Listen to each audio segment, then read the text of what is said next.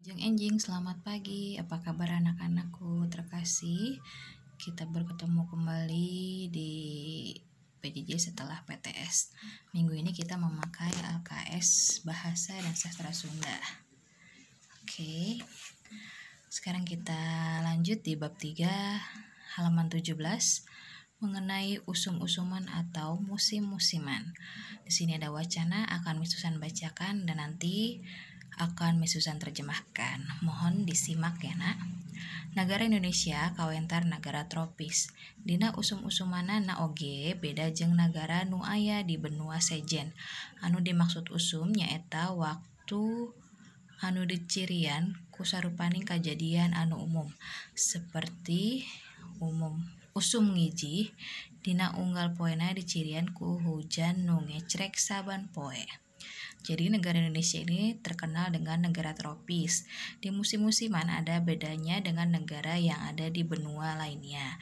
Yang dimaksud musiman yaitu waktu yang diciri oleh beberapa kejadian pada umumnya, seperti musim hujan.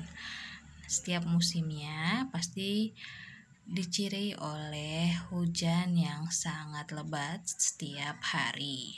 Di paragraf kedua, di Indonesia nu patalina jeung usum anu pakaitanana jeung keayaan alam dibagi jadi usum ngijih jeung usum halodo. Di Indonesia berkaitan dengan musim yang berkaitan dengan keadaan alam dibagi menjadi musim hujan dan musim kemarau. Dina usum ngijih biasana kealaman dina bulan anu ditungtungan ku engang ber seperti September, Oktober, November, jeung Desember. Kalau musim hujan biasanya pengalaman di bulan yang diakhiri dengan kata ber seperti September, Oktober, November, dan Desember. Di bulan September geus mimiti karasa usum mamareng atawa usum mimiti hujan. Di bulan September sudah dimulai terasa musim hujan. Di waktu ieu petani mimiti panen sabang saning palawija. Di waktu ini petani dimulai panen yaitu musim palawija. Di usum ngijih atawa usum hujan antara bulan November nepi ka Desember. Di musim hujan antara bulan November atau Desember. Hujan mimiti ngecrek, hujan sangat lebat. Panyawah ngamimitian ngagarap sawah. Petani akan dimulai dengan menggarap sawah. Salian mawa berkah, usum hujan ge bisa jadi mamala. Selain membawa berkah, musim hujan juga akan menjadi sebuah musibah. Saumpamana sok micen runtah kawahangan jeung ngagundulan leuweung, caah pakampungan kekeem, jalan kakeem nyabatkeun macet jeung tanah uruk bakal tumiba ka masyarakat nu teu ngaraksa alam. Selain membawa musibah, seumpama kalau kita membuang sampah ke sungai atau menggunduli hutan, akan banjir di perkampungan akan terendam. Jalan juga terendam menyebabkan macet dan tanah yang digunduli akan merusak alam. Usum halodo atau usum ketiga biasanya di bulan Maret nepi bulan Juli. Musim kemarau atau musim ketiga biasanya di bulan Maret sampai bulan Juli. Dina usum ketiga biasana alam leuwih nguji manusia dina kahirupan. Dalam musim ketiga biasanya alam lebih menguji manusia di dalam kehidupan, seperti paceklik atau warna kurang nabias, usum sasalat atau loba penyakit nu bari tepa, seperti pancaroba atau kurangnya beras, musim penyakit, dan lainnya. Selain ti eta, saatna cai nyusu atawa sumur biasana jadi masalah nu teu pernah reureuh dina usum katiga. Hawa nu ngalekep panas oge nyababkeun kahuruan gampang pisan narekapna. Ku kituna samistina ngaraksa alam jadi kewajiban manusia anu ariman.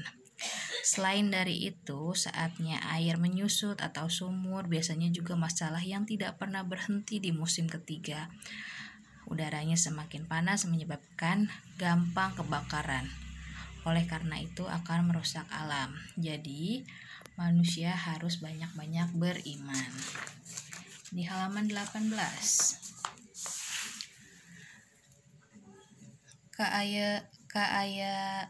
Kaayenakeun mah usum hujan jeung usum halodo teu bisa deui ditangtukeun dumasar itungan bulan. Contoh bulan Maret di sawatara tempat kawartakeun caah, padahal sakuduna mah bulan Maret teh ngamimitian halodo.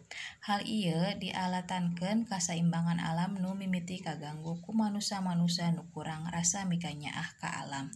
Kaayaan masyarakat tina usum ngijih jeung usum katiga bisa ditepikeun ngaliwatan sisindiran di handap. Rea runtah di wahangan pasti caah da mendetan. Elmu geura tareangan sanajan kajauh kawetan. Mun datang usum katiga loba sumur sararaat. Mun hayang asup ka surga loba inget ka akhirat. Keadaan sekarang musim hujan dengan musim kemarau tidak bisa ditentukan oleh hitungan bulan. Contoh bulan Maret, seumpamanya tiba-tiba mengalami banjir, padahal seharusnya bulan Maret itu adalah pergantian musim kemarau. Hal ini dikarenakan keseimbangan alam yang dimulai terganggu oleh manusia yang rasa kurang perhatian ke alam. Nah, di bawah ini ada pantun yang intinya kita sebagai masyarakat, sebagai manusia, kalau ingin masuk surga harus ingat ke akhirat. Jadi kita harus memperhatikan alam sekitar kita. Baik, itu contohnya yang Miss Susan bacakan dari wacana di halaman 17 dan 18. Tugas yang pertama, anak-anak mengerjakan yang A dan B. Baik, Miss Susan artikan nomor 1. Musim apa yang terlihat pada gambar ini? Nah, ini dia musimnya ya. Apa ini namanya musimnya? Tentu saja ini tidak ada di Indonesia. Nomor 2, kenapa di Indonesia tidak mengalami musim seperti yang ada di gambar? Dijelaskan pakai bahasa Indonesia. Nah, tugas yang B, negara Indonesia terkenal dengan negara apa? Tadi sudah Miss Susan sebutkan. Nomor 2, kalau musim hujan disebut usum halodo atau usum ngijih. 3, di Indonesia ada 2 musim, yaitu musim hujan dan musim kemarau. Apa bahasa Sundanya kemarau? Nah, nomor 4, apa itu usum ngijih? Nomor 5, apa itu musim halodo? Oke.